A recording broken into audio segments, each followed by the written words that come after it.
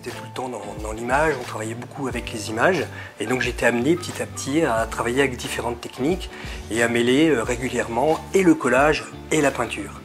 Donc on faisait à la fois une méthode tout à fait traditionnelle, du dessin, de la mise en couleur, plus une adjonction donc, de collage, et ensuite effectivement arriver à créer une osmose entre les deux. Qu'on n'ait pas l'impression que ce soit deux mondes qui s'opposent, mais deux mondes au contraire qui s'unissent pour créer quelque chose de différent, qui soit de l'ordre de la vibration, de la vie. Que soit je prenais deux images identiques, où je crée deux images identiques que j'ai découpées et je les tissais, ou soit je créais deux images différentes, et quand je les créais, j'obtenais quelque chose de complètement différent.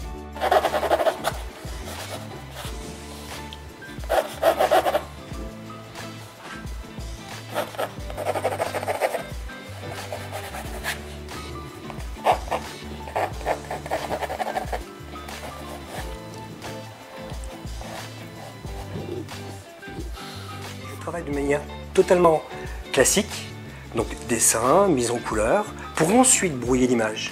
Donc c'est comme si il y avait une négation de ce que je faisais, parce que c'était peut-être trop classique et trop simple, ou trop figé, plutôt trop figé, et que j'avais envie de retrouver ce petit côté un petit peu différent pour arriver à exprimer un petit peu la sensation du moment. Un exemple ici de tissage, donc effectivement on arrive bien à voir en montrant le verso, qu'effectivement donc ces deux papiers complètement différents, on arrive à avoir une matière et une texture relativement intéressante et sur lequel on peut retravailler à l'infini. J'utilise beaucoup ce type de papier qu'on trouve un petit peu partout dans le commerce. Donc, ce qui est intéressant, c'est la richesse des motifs, des textures qui sont apparentes. Le papier est peut-être un peu fragile, mais ça reste un support idéal pour l'acrylique, le pastel. Je peux l'estomper aussi avec les techniques de l'acétone ou du white spirit. Si je prends l'option de recouvrir ça de papier, il y a la première possibilité qui est de découper des petites bandes de papier et de jouer avec un système de collage directement sur toile. Mais il est possible aussi de faire un tissage. Un tissage avec un papier choisi, avec une épaisseur choisie, de l'intégrer effectivement ici pour recouvrir la totalité de la forme, ou alors morceau après morceau. On fait ce qu'on veut. Alors pour les morceaux, c'est quand même simple, la technique est simple, il suffit d'utiliser du calque. J'ai un morceau de calque là qui m'a servi à autre chose. Donc il suffit de prendre une forme, de la reporter effectivement donc, au dos du tissage, de découper, de la coller, et petit à petit de multiplier donc ce type d'effectuation et effectivement après voir un peu ce que ça donne. Donc effectivement la couleur que je vais choisir ici va déterminer ou va être déterminante pour savoir ce que je vais faire ici.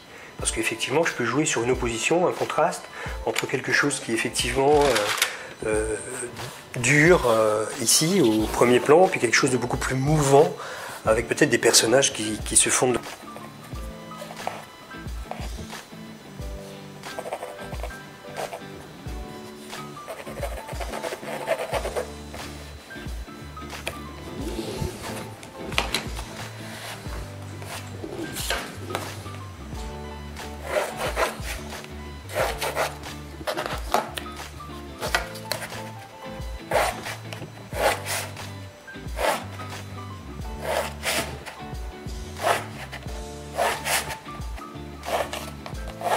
Dans les années 90, j'ai fait beaucoup de tissage, mais tout était résolument abstrait. C'était vraiment pour l'amour de la couleur, des harmonies colorées, des ruptures que j'obtenais parfois grâce au tissage et sur lesquelles je prenais plaisir à revenir. J'ai énormément évolué dans le sens où maintenant je fais juste du collage, de fines bandes, de petits losanges, de morceaux de papier, je l'isole. Et en l'isolant, j'ai l'impression qu'effectivement, je continue à évoluer. J'ai toujours besoin de quelque chose qui renvoie au mouvement de la vie. Donc du coup, le brouillage s'exprime autrement. C'est-à-dire que j'utilise des pochoirs, énormément de pochoirs. Donc je me suis mis à utiliser de plus en plus la bombe aérosol, donc pour créer des effets. Sur ce tableau qui date de 2016, Ma technique a énormément évolué. Je pars simplement du fond et je superpose progressivement les techniques. Donc là, le fond m'a demandé beaucoup de temps, de travail pour savoir effectivement quel ton j'allais utiliser. Et ensuite, tout ce travail, surtout à la peinture, s'effectue par effet de transparence sur ce fond. Il reste encore le collage, le tissage, et qui se limite donc aux vêtements de la jeune fille, plus les quelques morceaux qui semblent éclater donc effectivement de la petite fille, puisque ça s'appelle éclat de joie, et que cette joie effectivement touche à finalement l'intégrité de cette roue, etc. Donc j'ai essayé de rendre un mouvement et surtout une sensation, une émotion.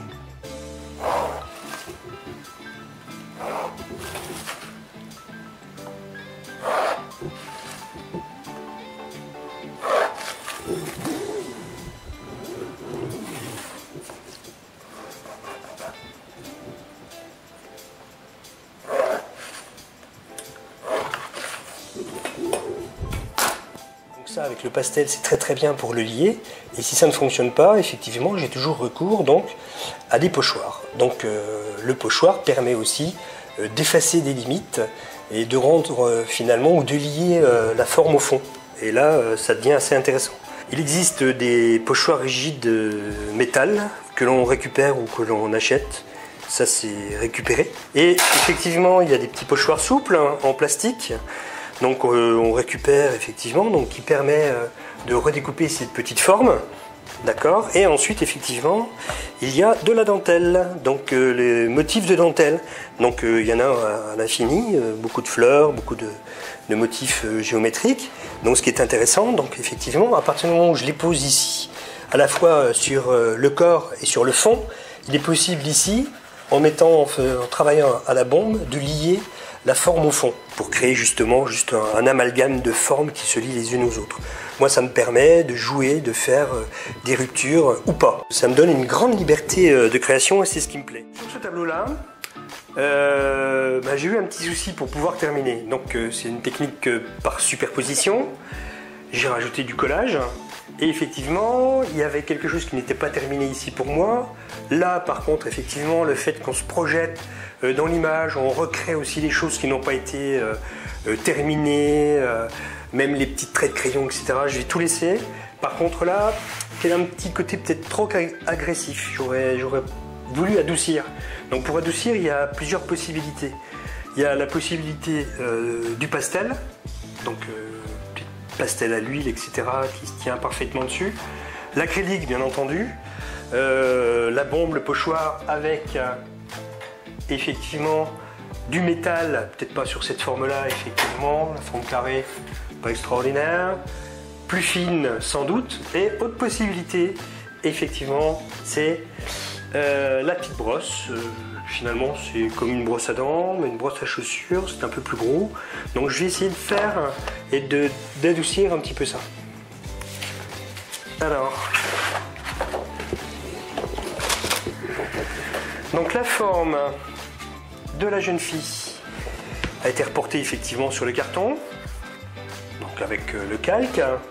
Ensuite, effectivement, on peut cacher la forme de la jeune fille, donc on lui épargne la majorité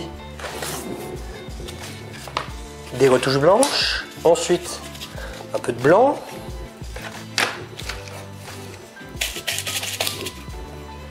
Un peu de blanc sur les poils. Et petit essai.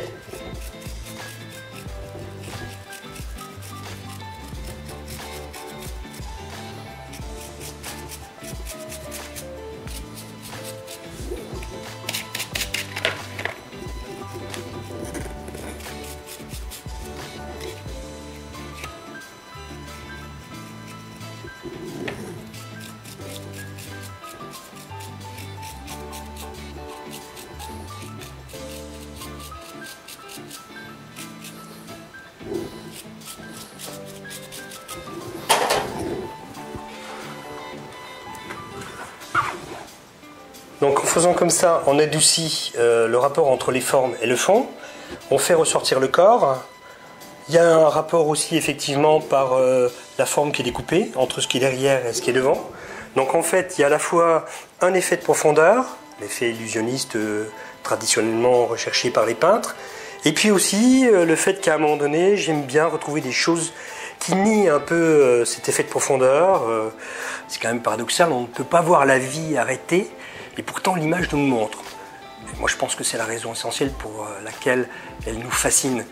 On ne voit pas la vie comme ça. L'impression d'avoir envie ou de retrouver sur une image quelque chose qui est de l'ordre de la continuité de la vie.